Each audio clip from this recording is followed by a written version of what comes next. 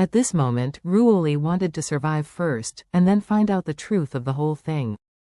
At this moment, although she was full of hatred for the Su family, she still had the last hint of fantasy.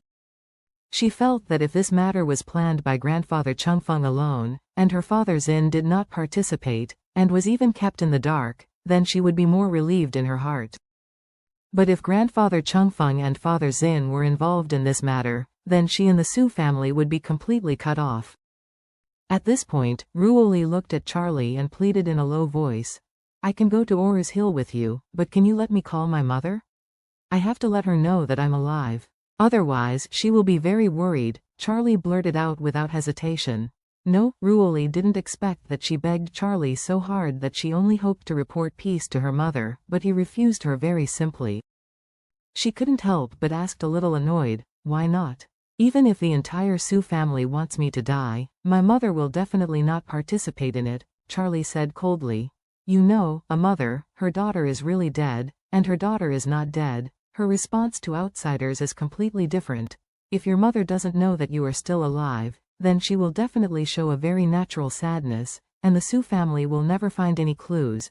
But if you tell your mother the situation now, and your mother knows that you are not dead, it will be difficult for her to pretend that she really lost her daughter. In that case, it will be easy for the Su family to find a flaw." After speaking, Charlie sneered and said, "After all, your surname Su is very good at doing things.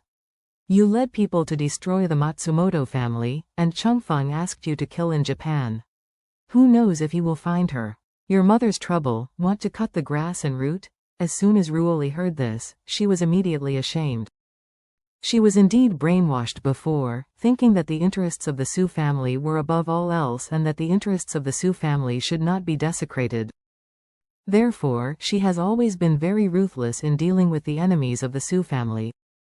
However, the last time the Matsumoto family was destroyed, it was not Ruoli's intention, but Xin's order. The Matsumoto family nearly killed the children of Xin, which made him extremely angry at the time, so he ordered Ruoli to lead the people to transcribe the Matsumoto family. Now, when she thinks that the Su family is also unrelenting to her, Ruoli is also very ashamed and regretful in addition to being angry. If she had known that the Su family was such a group of people, and would not give up their lives for them without saying anything.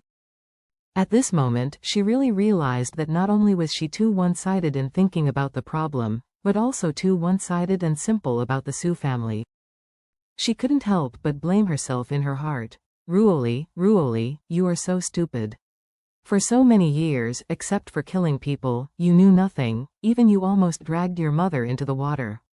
This man is right. If I let mother know all this, she will most likely go to the Su family immediately. Even if she can hold it back, once the Su family finds her, she will find it hard not to be noticed by the other party. It will put my mother in danger." Thinking of this, she immediately looked at Charlie, nodded obediently, and said angrily, "Then, well, I listen to you."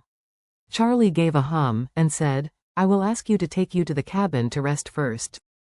The blood from your wound has stopped. I will help you pull out the crossbow arrows later, and then help you remove the toxins in your body." Ruoli nodded lightly, hesitated again and again, then bit her lower lip and whispered, "Thank you." Charlie gave a hum, and said to the captain of his own ship, "You follow me to the next ship, set it in the opposite direction and let it go at full speed, so that it can divert the attention of others." The captain nodded quickly. At this time, the 6 people thrown into the sea by Charlie had all drowned. The bodies of several of them have begun to sink to the bottom of the sea. Charlie took the captain to the opposite cruise ship. After the captain set the course, Charlie asked him to return to the ship first. After that, he drove the power of the ship's engine to its maximum, and the ship rushed out immediately. Warnya saw the ship sail away on the next deck, and shouted with some worry, "Master." As soon as the voice fell, she saw a figure on the ship jumped up and jumped into the water with a perfect parabola.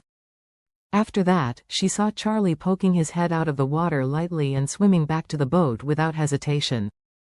Warnya was worried about Charlie, and quickly took a bath towel. The moment Charlie got on the boat, she immediately handed the bath towel to him, and said with concern, "Master, quickly wipe the water on your body, and then go to the cabin to take a shower to avoid catching a cold. Charlie smiled slightly. It doesn't matter, just change to clean clothes later. As he said, he instructed the captain on the side.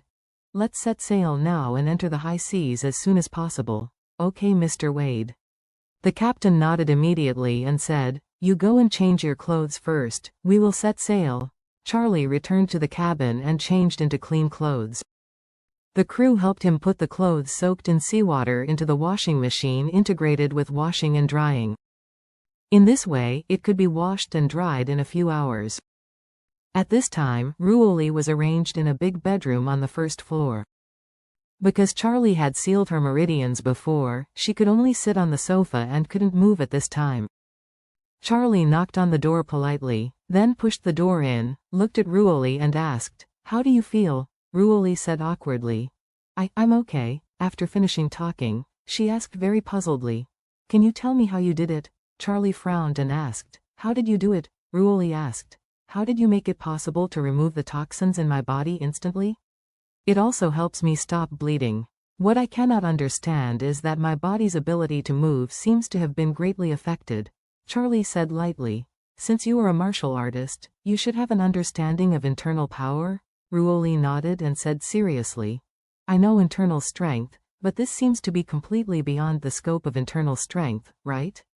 The martial arts people work hard to train their internal strength to enhance their physical fitness and strength. This strength can only run in their own body, but your internal strength seems to be able to run in the body.